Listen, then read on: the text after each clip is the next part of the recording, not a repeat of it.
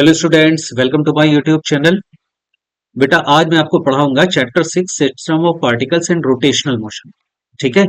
तो ये चैप्टर जो है वो बोर्ड के लिहाज से भी बहुत इंपॉर्टेंट है।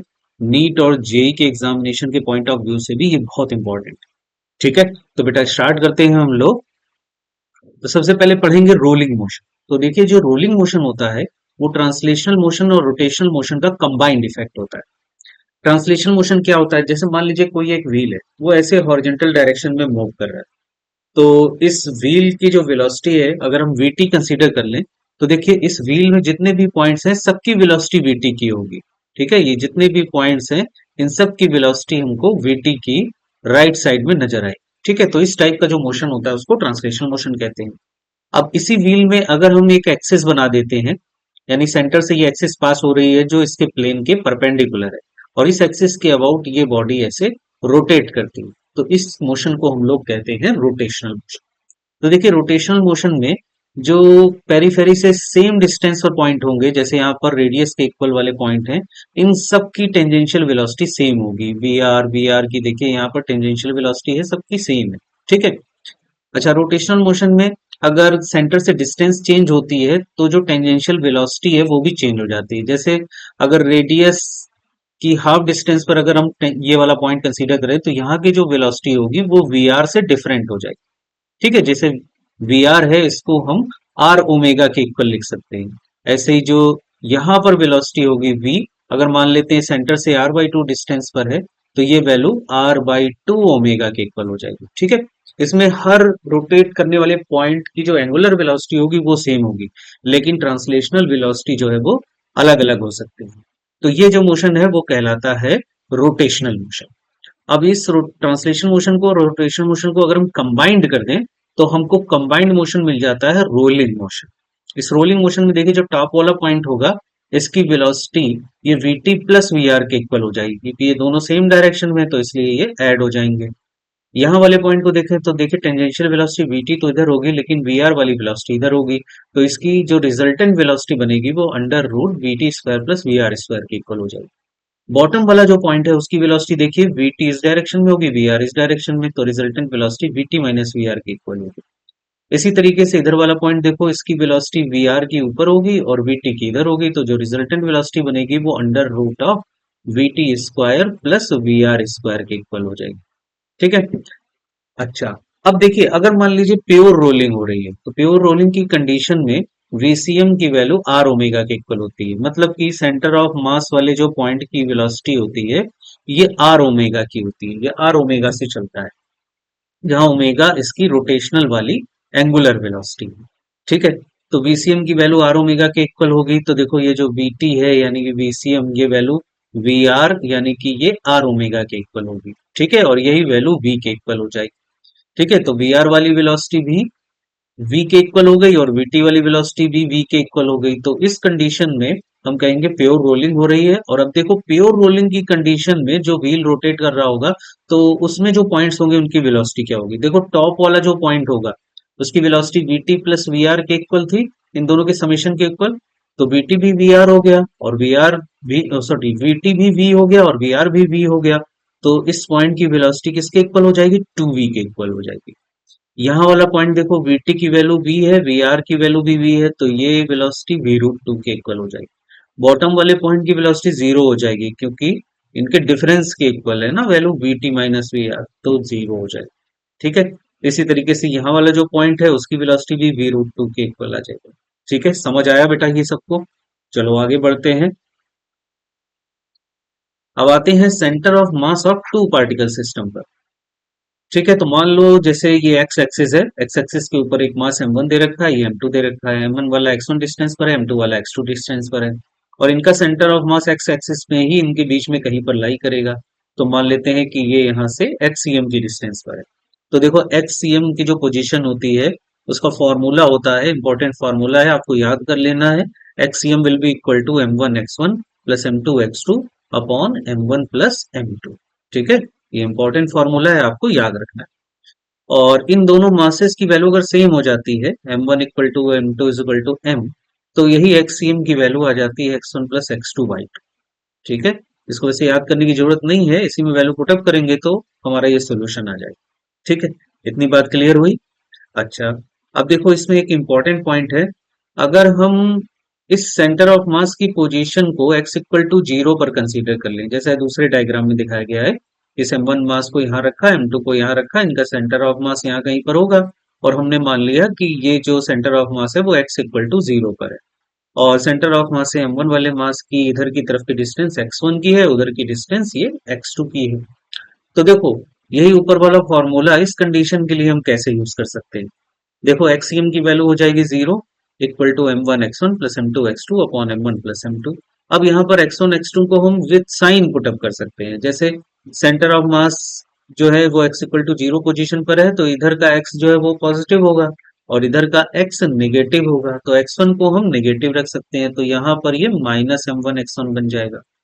तो ये आ जाएगा minus m1 x1 plus m2 x2 equal to zero. तो यहाँ से देखो हमको ये रिजल्ट मिल जाएगा, मतलब m1 x1 equal to m2 x2। यहाँ पर माइनस कंसीडर नहीं किया, ये वैल्यू आ गई। ठीक है, तो ये रिजल्ट यहाँ पर वैलिड होगा। जो आपको याद रखना है, m1 x1 equal to m2 x2। ठीक है, अगर सेंटर ऑफ मास को हम जीरो पोजीशन पर कंसीडर करें तो m1 से डिस्टेंस उसकी x1 हो और m2 से डिस्टेंस अगर x2 है, तो m1 x1 equal to m2 x2 ये वैलिड होता है। और एक और इक्वेशन वैलिड होगी, ये x1 प्लस x2 का समेशन ये x के इक्वल होगा। ठीक है, ये रिजल्ट भी यहाँ से वैलिड होगा। तो इन्हीं दोनों की हेल्प से हम जब इसको सॉल्व करते हैं, तो देखो यहाँ पर ये इसको हम लिख सकते हैं x1 upon x2 equal to m2 by m1। तो यहाँ से देखो एक और रिजल्ट मिल रहा है कि x proportional to 1 by m, मतलब इसकी जो पोजीशन होती है सेंटर ऑफ मास से वो इनवर्सली प्रोपोर्शनल टू मास होती है। ठीक है, यानी कि सेंटर ऑफ मास से हम कहेंगे कि अ, जितना बड़ा मास होगा उतना लेस डिस्टेंस पर होगा। ठीक है, मास की वैल्यू ग्रेटर होगी तो उतनी उसकी डिस्टेंस लेस होगी, और जितना मास कम होगा उतनी उसकी डिस्टेंस ज्यादा होगी, क्योंकि यहाँ पर इनवर्सली प्रोपोर्शनल का रिलेशन मिल रहा है। ठीक है, इतनी बात समझ आई। अच्छा, अब देखो यहाँ पर अगर हम एक थ्योरम यूज करें, मैथमेटिक्स की थ्योरम होती है कंपोनेंटो डिविडेंडो, उसको हम यहाँ पर यूज करते हैं। तो ऊपर देखो x1 है, नीचे हमने x1 से एडिशन कर दिया है, तो x1 प्लस x2 हो गया। तो उसी तरीके से राइट हैंड साइड में भी करना पड़ेगा। ऊपर m2 है तो नीचे m2 प्लस m1 हो गया। ठीक है, अब यहाँ से देखो x1 इक्वल टू हम लिख सकते हैं m2 upon m1 plus m2 times x1 plus x2, और x1 प्लस x2 को x के इक्वल लिख सकते हैं। तो ये रिजल्ट फाइनली हमारे पास आ जाता है, इंपॉर्टेंट है, x1 equal to m2 upon m1 plus m2 times x। ठीक है, तो ये हम यूज करते हैं इस पोजीशन के लिए। ठीक है, इंपॉर्टेंट रिजल्ट है, आपको याद रखना है। इसी तरीके से x2 की जो वैल्यू होगी वो हो जाएगी m1 upon m1 plus m2 times x। ठीक है, आपको ध्यान रखना है, जब हम x1 निकाल रहे होंगे तो सामने आएगा m2, और जब हम x2 निकाल रहे होंगे तो सामने आएगा m1। ठीक है, क्योंकि इनवर्सली प्रोपोर्शनल का रिलेशन। इतनी बात क्लियर हुई बेटा सबको? ओके, अब चलिए क्वेश्चन करते हैं। इंपॉर्टेंट क्वेश्चन है ये। देखो इस क्वेश्चन में क्या कह रहे हैं, देखो भाई क्या कहते हैं इस क्वेश्चन में। कहते हैं m1 और m2, ठीक, सेंटर ऑफ मास से r1 r2 डिस्टेंस पर है। अब उसके बाद कह रहे हैं कि m1 को x शिफ्ट करते हैं सेंटर ऑफ मास की तरफ। ठीक है, इसको शिफ्ट कर रहे हैं सेंटर ऑफ मास की तरफ। तो पूछ रहे हैं शिफ्टिंग ऑफ m2 कितनी हो जिससे कि सेंटर ऑफ मास वहीं पर ही रहे। ठीक है, पूछ रहे हैं m2 को हम कितना शिफ्ट करें जिससे कि सेंटर ऑफ मास वहीं पर है। ठीक है, क्वेश्चन समझ में आ गया? ट्राई करो।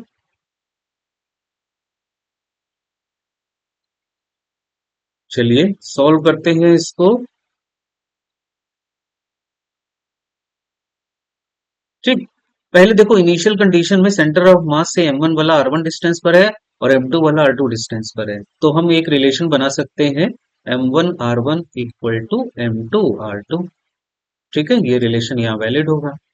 उसके बाद देखो, मान लो कि m1 को x डिस्टेंस हम शिफ्ट करते हैं आगे, और m2 को हमें x डैश शिफ्ट करना पड़ता है जिससे कि सेंटर ऑफ मास वहीं पर ही रहता है। ठीक है, तो अब ये पोजीशन हो जाएगी।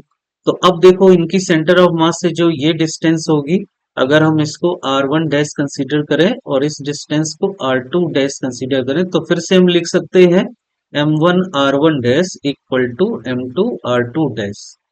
ठीक है, और इसको ऐसे लिख सकते हैं, m1r1 डैश को लिख सकते हैं r1 - x equal to m2, और r2 डैश को हम लिख सकते हैं r2 - x डैश। ठीक है, अब इसमें m1 को अंदर मल्टीप्लाई कर दो, तो ये बन जाएगा m1r1 -m1x equal to m2r2 -m2x dash. अब देखो m1r1 से m2r2 हम कैंसिल कर सकते हैं फर्स्ट वाले रिलेशन से, तो यहाँ हमको जो रिलेशन मिलेगा वो आ जाएगा m1x equal to m2x dash. ठीक है, माइनस माइनस कैंसिल आउट हो जाएगा, तो यहाँ से x डैश की वैल्यू आ जाएगी m1/m2 टाइम्स x। ठीक है, तो ये आ गया हमारा आंसर। हमें m2 वाले मास को इतना शिफ्ट करना पड़ेगा, x dash equal to m1/m2 times x। तो फर्स्ट वाला ऑप्शन इसका क्लियर हो जाएगा। ये बात समझ आई बेटा? ठीक, आगे बढ़ते हैं। अब हम लोग पढ़ेंगे centre of mass of n particle system. देखिए एन पार्टिकल्स होते हैं तो सेंटर ऑफ मास किस तरीके से निकालते हैं। देखिए मान लीजिए ये m1 m2 m3 इस तरीके से थ्री मासेस हैं, और m1 का ओरिजिन के रिस्पेक्ट में पोजीशन वेक्टर r1 का है, इसी तरीके से m2 का पोजीशन वेक्टर r2 का है, m3 का r3 का पोजीशन वेक्टर है, और इन सबका जो सेंटर ऑफ मास है वो मान लिया यहाँ कहीं लाई कर रहा है, और उसका पोजीशन वेक्टर आरसीएम के बराबर है। तो देखो आरसीएम की वैल्यू यहाँ से हो जाएगी m1r1 plus m2r2 plus m3r3 and so on upon m1 plus m2 plus m3। ठीक है, ये फॉर्मूला यहाँ के लिए वैलिड हो। अब देखिए जो आरसीएम है, सेंटर ऑफ मास, ये अगर थ्री डायमेंशन आता है, मतलब इसमें एक्स कंपोनेंट भी होता है, वाई कंपोनेंट भी होता है, जेड कंपोनेंट भी होता है, 3D में एक कहीं यहाँ पर होता है बीच में, तो इस आरसीएम को हम ऐसे लिख सकते हैं एक्ससीएम आई कैप प्लस वाईसीएम जे कैप प्लस जेड सीएम के कैप। ठीक है, अब देखिए इसमें जो एक्ससीएम है उसको हम ऐसे निकाल सकते हैं, XCM is equal to m1x1 plus m2x2 plus m3x3 upon m1 plus m2 plus m3। इसी तरीके से वाईसीएम की वैल्यू भी हम निकाल सकते हैं, m1y1 plus m2y2 plus m3y3 upon m1 plus m2 plus m3। इसी तरीके से जेडसीएम भी निकाल सकते हैं, m1z1 plus m2z2 plus m3z3 upon m1 plus m2 plus m3। ठीक है, इतनी बात क्लियर हुई बेटा सबको? चलो आगे बढ़ते हैं, नेक्स्ट क्वेश्चन पर आते हैं।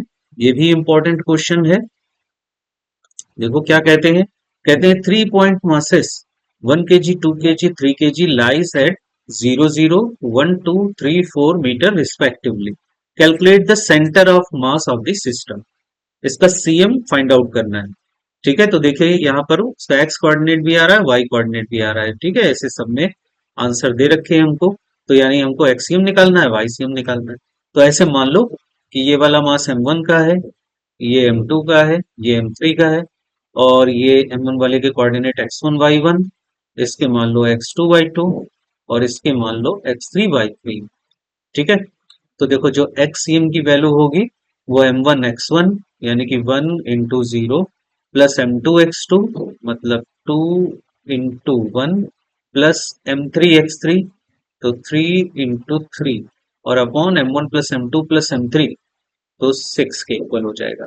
तो देखो बेटा ये आ जाएगा 2 प्लस 9 यानी कि 11/6 आ गया। ठीक है, अब निकालते हैं YCM। तो YCM की वैल्यू हो जाएगी m1/1 यानी कि 1 × 0 plus m2/2 2 × 2 plus m3/3 3 × 4 upon 6। इसको सॉल्व करेंगे तो ये 4 प्लस 7 तो 4 प्लस 12 सॉरी। ठीक है, तो 12 प्लस 4 तो 16/6, तो 2 से और काट दो तो 8/2। ठीक है, तो 11/6 और 8/3 आंसर हो जाएगा। इसका मतलब इसका सेकेंड वाला ऑप्शन करेक्ट हो जाएगा। ये क्लियर हुआ बेटा सबको? ओके, आगे बढ़ते हैं। अब देखिए centre of mass of uniform laminar object, अगर कोई लैमिनर ऑब्जेक्ट है तो सेंटर ऑफ मास उन सबका कैसे निकालते हैं, तो उसमें हम फिर एरिया कंसीडर कर लेते हैं। जैसे एक्ससीएम की वैल्यू हो जाएगी a1x1 plus a2x2 plus a3x3 जितने भी बॉडीज होंगी upon a1 plus a2 plus a3। इसी तरीके से YCM उनका निकालेंगे तो a1y1 plus a2y2 plus a3y3 upon a1 plus a2 plus a3। इसमें एक इंपॉर्टेंट बात है कि अगर मान लीजिए एरिया रिमूव किया जा रहा है बॉडी से, तब फिर उसको कैसे सॉल्व करते हैं? तब उस टाइम जो सेंटर ऑफ मास होता है वो शिफ्ट हो जाता है, तो उसकी शिफ्टिंग के बारे में ही क्वेश्चन पूछा जाता है। तो यहाँ पर देखो, जैसे ये डिस्क है और इसमें से ये कुछ पार्ट रिमूव कर दिया गया, अब पूछा है सेंटर ऑफ मास किधर शिफ्ट हो जाएगा, कितना शिफ्ट हो जाएगा। तो मान लो कि अब सेंटर ऑफ मास एक नई position x dash c m पर आ जाता है, तो उसकी position x dash c m equal to हम लिख सकते हैं A1 x1 minus A2 x2 upon A1 minus A2। ठीक है, यहाँ पर एरिया रिमूव हो रहा है इसलिए यहाँ पर माइनस के साइन आ जाएंगे, बस इतना आपको ध्यान रखना है। ठीक है, ये माइनस के साइन आ जाएंगे। यहाँ पर A1 जो है वो होल बॉडी का एरिया रहेगा और A2 रिमूव्ड एरिया होगा, और x1 होल बॉडी का सेंटर ऑफ मास जहां पर सिचुएटेड है वो वाली पोजीशन होगी, और x2 रिमूव्ड वाली बॉडी का सेंटर ऑफ मास जहां पर सिचुएटेड होगा वो वाली पोजीशन होगी। ठीक है, इसी तरीके से y डायरेक्शन में एरिया रिमूव होगा तो ये फॉर्मूला यूज करेंगे। चलिए एक क्वेश्चन सॉल्व करते हैं तो और क्लियर हो जाएगा। जैसे मान लीजिए ये एक 5r रेडियस की डिस्क है और इसमें हमने r रेडियस का एक डिस्क का पार्ट रिमूव कर दिया है और ये टच कर रहा है पेरिफेरी को, यहां से रिमूव किया है, तो पूछ रहे हैं सेंटर ऑफ मास कितना शिफ्ट हो जाएगा वो निकालना है।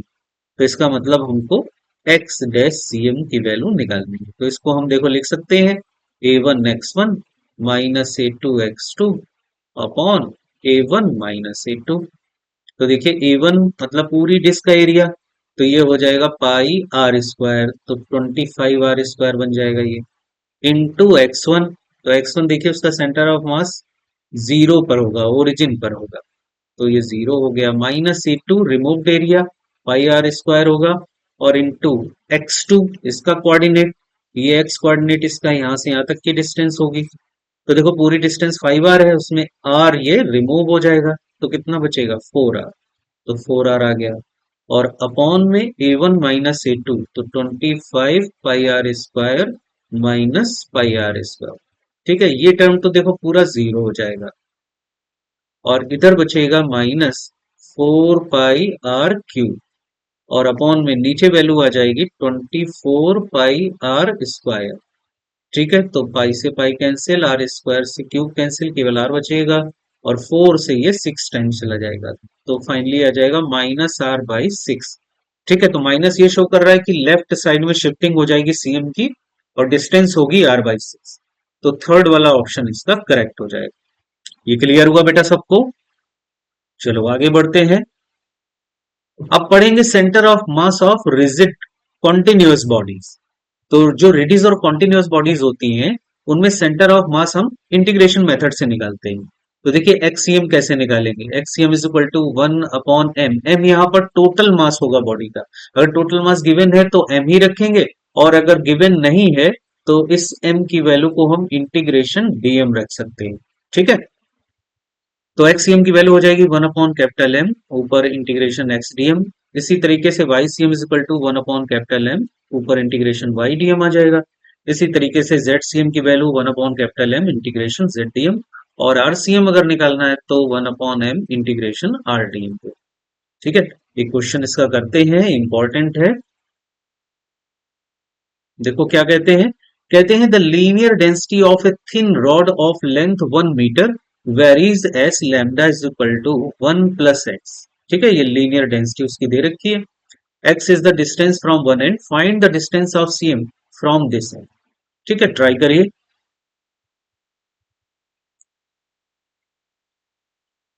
देखिए एक रॉड है x डायरेक्शन में, ठीक, ये 0 0 पॉइंट ओरिजिन हो गया, ऊपर वाई एक्सिस मान लो, x डायरेक्शन में पूरी रॉड रखी हुई है, और इसमें यूनिफॉर्मली मास डिस्ट्रीब्यूटेड नहीं है, उसकी लीनियर मास डेंसिटी लैम्डा दे रखी है। ठीक है, तो देखो जो ये लैम्डा होगा, लैम्डा का मतलब मास पर यूनिट लेंथ। ठीक है, तो अगर x डिस्टेंस पे हम dx लेंथ का मास फाइंड आउट करना चाहें तो उसकी वैल्यू क्या होगी, इसका मास अगर हम dm कंसीडर करते हैं तो dm को लिख सकते हैं लैम्डा इंटू dx। ठीक है, मतलब 1 + x इंटू dx, ये आ जाएगी dm की। तो एक्स सी एम की वैल्यू को हम लिख सकते हैं 1/M तो कैपिटल एम तो इंटीग्रेशन डीएम के इक्वल हो जाएगा, यहाँ पर डायरेक्ट दिया नहीं, ऊपर आ जाएगा इंटीग्रेशन एक्स डीएम। ठीक है, तो ऊपर देखो x और dm को हम लिख सकते हैं लैम्डा इंटू dx, और लैम्डा को 1 प्लस एक्स इंटू dx, और नीचे आ जाएगा इंटीग्रेशन 1 प्लस एक्स dx। ठीक है भाई, अब अंदर मल्टीप्लाई करके हम इसको इंटीग्रेट करते हैं। तो अगर मल्टीप्लाई करके ऊपर इंटीग्रेट करेंगे तो ऊपर आ जाएगा इंटीग्रेशन x dx बन जाएगा एक्स स्क्वायर बाई 2, और लिमिट लग जाएगी इसमें 0 से लेकर 1 तक, है ना। रॉड की लंबाई जो है वो 1 मीटर की है, तो 0 टू 1, और प्लस दूसरा वाला जो टर्म होगा वो एक्स स्क्वायर डीएक्स का इंटीग्रेशन, तो एक्स स्क्वायर डीएक्स का इंटीग्रेशन बन जाएगा एक्स क्यूब बाई 3, और लिमिट लगेगी 0 से 1, और अपॉन में इंटीग्रेशन डीएक्स बन जाएगा एक्स, और लिमिट लगेगी 0 टू 1, फिर प्लस दूसरा टर्म होगा एक्स डीएक्स का इंटीग्रेशन बनेगा एक्स स्क्वायर बाई 2, और लिमिट 0 टू 1। अब ऊपर देखो वैल्यू पुटअप करेंगे तो 1 बाई 2 आ जाएगा, और प्लस यहाँ पर 1 बाई 3 आएगा, और अपॉन में नीचे ये बनेगा 1, और प्लस ये 1 बाई 2। ठीक है, सॉल्व करते हैं, ऊपर एलसीएम लेके सॉल्व करेंगे, 6 एलसीएम हो जाएगा, तो यहाँ पर 3 आएगा, यहाँ पर 2 आएगा, और अपॉन में 1 प्लस 1 बाई 2, तो 3 बाई 2 हो जाएगा, और ये देखो 3 प्लस 2 ऊपर 5 आ गया, नीचे 6, और इनटू ये 3 बाई 2, तो 2 से ये 3 टाइम्स, तो मतलब ये 5 बाई 9 आ जाएगा। तो फोर्थ वाला ऑप्शन इसका करेक्ट हो जाएगा। समझ आया बेटा सबको? ठीक है, ओके बेटा, तो आज इतना ही रखते हैं, फिर आगे हम लोग नेक्स्ट टर्न पर अपना नेक्स्ट वाला आर्टिकल स्टार्ट करेंगे। तो बेटा तब तक के लिए बेस्ट ऑफ लक।